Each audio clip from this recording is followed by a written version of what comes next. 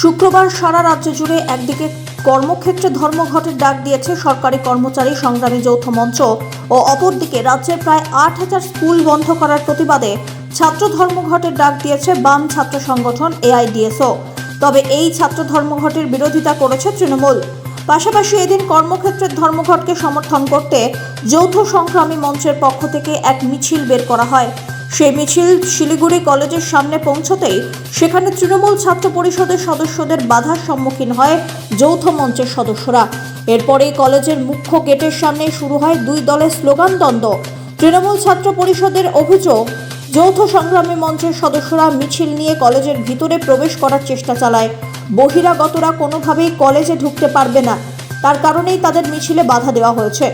তবে যৌথ সংগ্রামী মঞ্চের সমর্থক নিখিলবঙ্গ শিক্ষক সমিতির সদস্যরা এ বিষয়ে জানান, তারা কলেজে প্রবেশ করার কোনো চেষ্টা চালাননি। যৌথ সংগ্রামী মঞ্চের সদস্যরা শান্তিপূর্ণভাবে মিছিল নিয়ে যাচ্ছিল। তৃণমূল ছাত্র পরিষদের সদস্যরা হঠাৎই এসে তাদের পথে বাধা দেয় বলে অভিযোগ জানিয়েছেন তারা।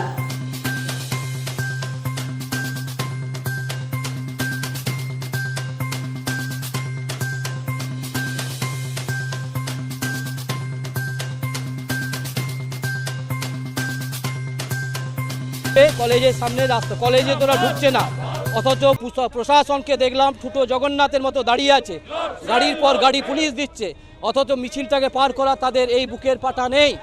তারা এত তল্পিবাগ হয়ে গেছে।